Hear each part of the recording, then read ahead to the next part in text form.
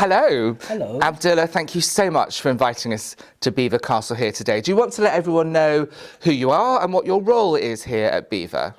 So I'm Abdullah, everyone, and I'm a marketing executive here at Beaver Castle, which basically means I run the Instagram account and all the social media. And I'm also a producer on Duchess the podcast. Which is amazing. If you haven't subscribed to Duchess the podcast, make sure you do immediately after watching this. Now, we're in a rather magnificent room. Can you tell me a little bit about this room, and also why out of the over 100 rooms at Beaver... Well, 200. 200, I'm learning already. Out of the over 200 rooms at Beaver, you chose for our conversation to take place in this magnificent setting. So this is one of the Chinese bedrooms, and it's called that because of this silk tapestry that we have here. So this is hand-painted silk, and this dates from 1760. And I've chosen this room because this is quite, I feel quite comfortable in here. First coming into Heritage, everything was overwhelming. Everything was very white.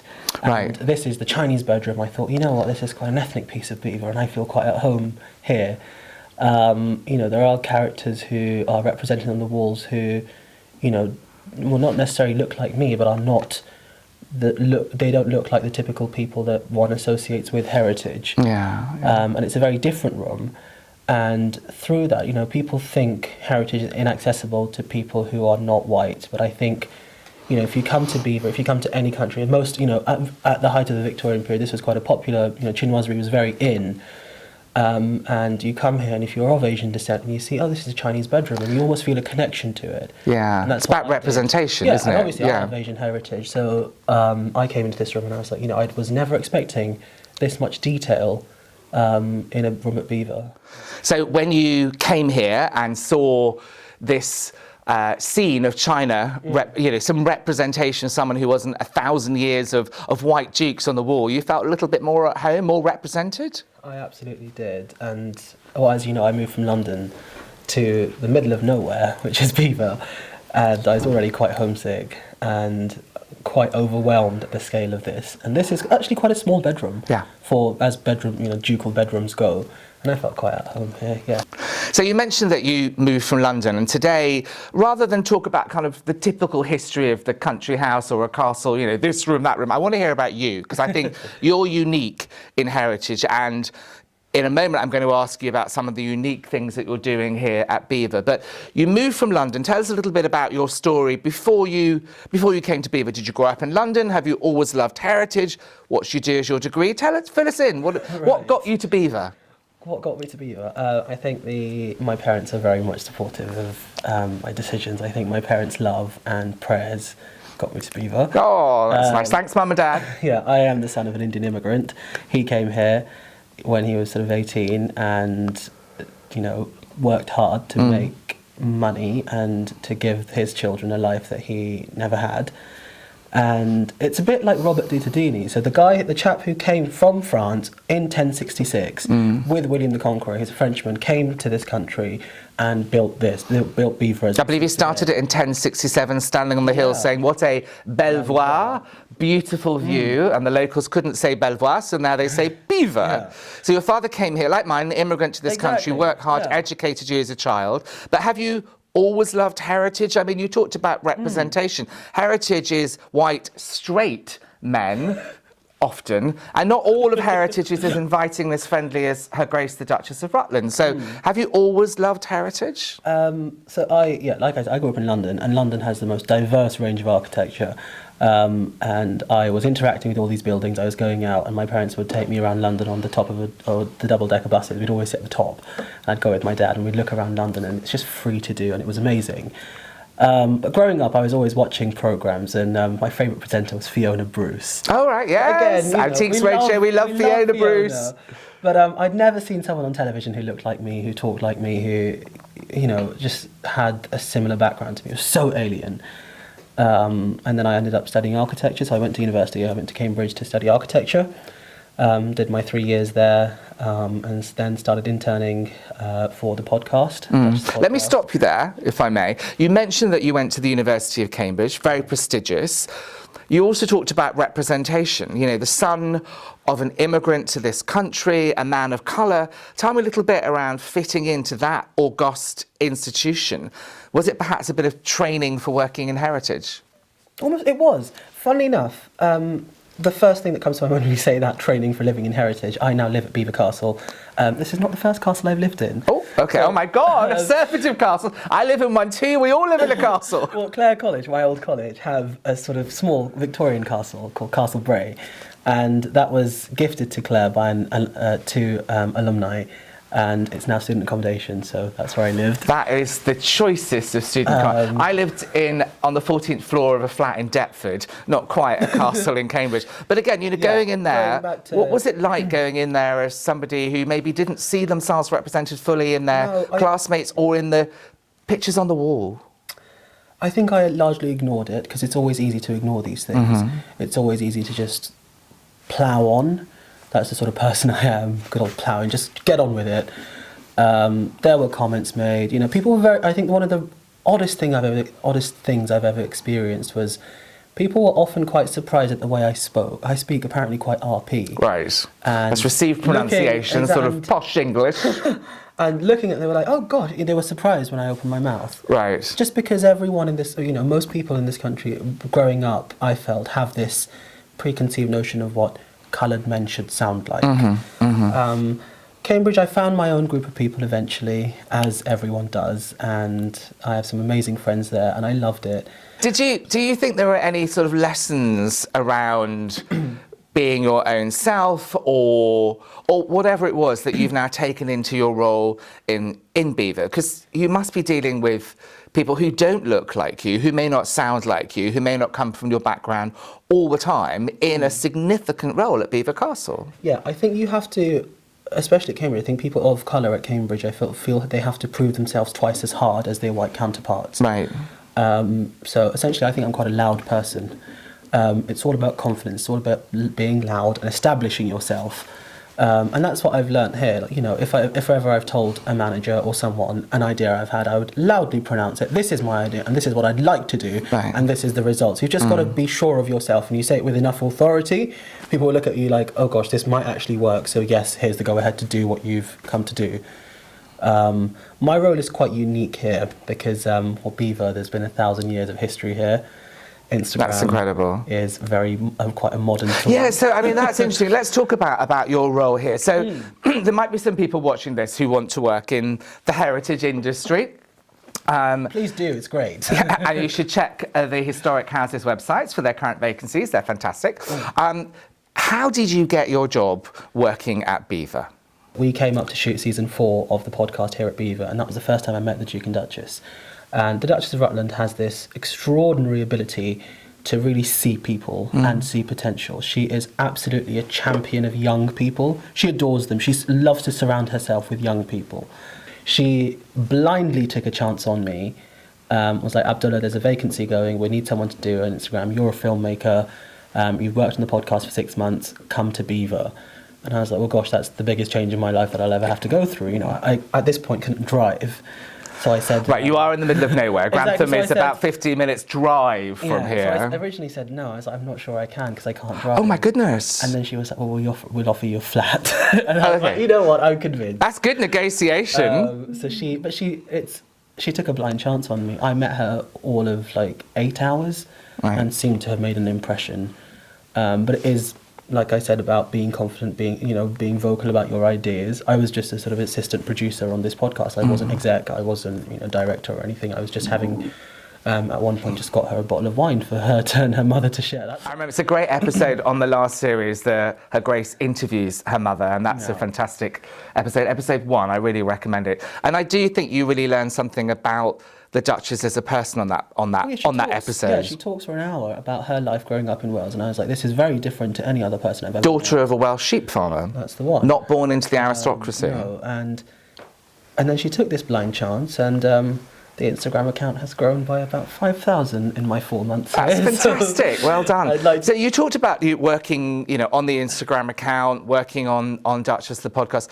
How do you get your ideas? I know there's stimulus everywhere, but how do you get your ideas? Because every day I see you coming out with new images, new stories on Instagram, TikTok. Where do you get the inspiration from? Well, I'm a filmmaker, so I'm a creative to begin with. But it's very much about the architecture. There is so much here. I could make, about 20 reels on this room alone. The bed hangings, the wallpaper, the figures in this, there's, in that corner, there's a European figure embedded into all these Chinese characters. That's fascinating. That's fascinating. Again, why would they have had a European, sorry, just to stop you there, but why they had a European embedded in papers from the 1700s depicting China, created by Chinese people? Why is there a European there? So the wallpaper was bought by one of the dukes. I think it was the 4th Duke, and he went over, and he had to have had a contact in the East India Company. Okay. East India Company is in the name. Obviously, there's some sort of, I feel, whenever I hear that, my ears prick up. Yeah, absolutely, yeah. And so he had a contact, and he went over there, bought this wallpaper, and we still have the receipts in the archives today that he bought it. Wow. So again, that's another thing. In this room, I don't feel uncomfortable because it's not, a stolen relic. It's very much in its own rights. It was fashionable at the time, and they bought it and they installed it in their own house. So this was bought. This was part of trade. Yeah, it wasn't. And they were accepting of chinoiserie was very much the fashion. It wasn't, I suppose, it's not fetishization as such. I think it's avant-garde, it's in vogue. Because this would have been pretty outrageous and out there at the time. I mean, it's still stunning, but at the time, would it have been quite shocking to have lots of Chinamen on your wall in your bedroom? Looking down at you. Yeah. But I think that's almost tolerance, that's a tolerable attitude. And then we had sort of, the next 200 years where it was completely intolerable, and now I'm back. Yeah, you're here to write history. Well, I'm going to ask you about that. That's the thing, I don't think I can't change history, but I think the only thing I can do is change attitudes towards heritage. And so if people come to Beaver because of this room, then I'd be very happy, I'd be quite pleased. But I think one thing, Instagram is very much a 21st century tool. And it's a very powerful tool to tell these stories. You and I first connected through Instagram. We did, yeah. And one of the things that I feel I brought to this role is I love to work with content creators. Not influencers, I hate that word. I call them content creators. I like that, yeah. So you're looking for different content creators to partnership with? And I've managed some very, very wonderful partnerships previously, especially people of colour, and they've all told me, I have never received an invitation from, a castle to come and have a look around to create content, and I feel honoured. And it's just, a chap like me, and young people especially, and I told the Duchess this, and she was like, wow, go for it. I love the young people coming in and taking pictures of my house. Why do you think diversity inclusion is so important now to the heritage industry? Well, we're in 2023, and the world is changing. And we want to represent as much of the UK as possible. And there are, I'm from London, and London is such a diverse place. And I think I'm just trying to bring that back. Why? Why is it? Because you could stay with the, this is the 4th Duchess, and this is what she did here, and then she married this, an American came in. You're telling a slightly different story. Why do you think that story is important? Well, because it's almost my story. Right. Yeah, tell me about that. When I was growing up, like I said, I didn't see anyone who looked like me, and on television when they presented, I watched numerous programmes about Chatsworth, about historic royal palaces, and it was always someone who didn't look like me, so I felt quite alien. But I think, these places are wonderful places and should be accessible to everyone. When you think of a day out for a family from Leicester who are of Indian descent, I don't think they usually think they're very welcome in Beaver Castle. But if they follow, the kids will have Instagram, and they'll see Instagram about this Chinese wallpaper or something, or they'll see a picture of me, and they'll think, what, this place is actually quite welcoming, because it's all about being relevant, but also being welcoming in heritage, and just relating to your customer. Essentially, we're a business, that's what we are. And at the end of the day, we need to sell tickets to keep this house running. You don't even want to think about the electricity bills. And if me creating this video about X person who feels they're able to come here, that's another family ticket that we've sold. It's interesting, when I listened to the podcast, the Duchess recently did an interview with one of the directors of Christie's, and they talked about protecting Beaver for future generations.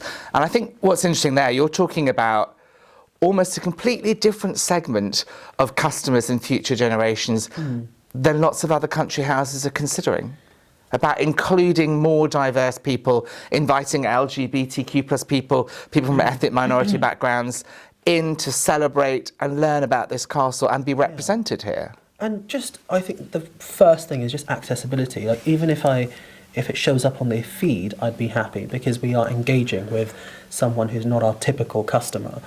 And coming to a place like this as a young kid, that could change the course of one's career. When I can't remember when I was little and I went to these places, I was quite overwhelmed.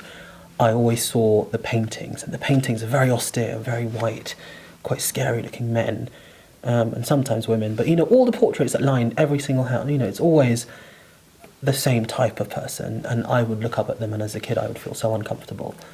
And yet you were drawn in, and yet you work in it. What do you think, as a man of colour and a member of the LGBTQ plus community, what do you think that you uniquely bring to Beaver Castle that hasn't been here for the last 1,000 years? I think I primarily just bring my ideas and just a fresh look on things, a different outlook on things. Like, I am young, I'm gay, I'm not white, and I have experienced things in my life that I can bring to my role. And that's very much what the Duchess's whole philosophy is. She has experienced things like growing up in Wales on a farm that she brings to her current role as, she runs the estate. Beaver's a vast estate. She brings parts of her experience, her life growing up, to her role. I grew up in London, a very diverse city, the son of Indian immigrants.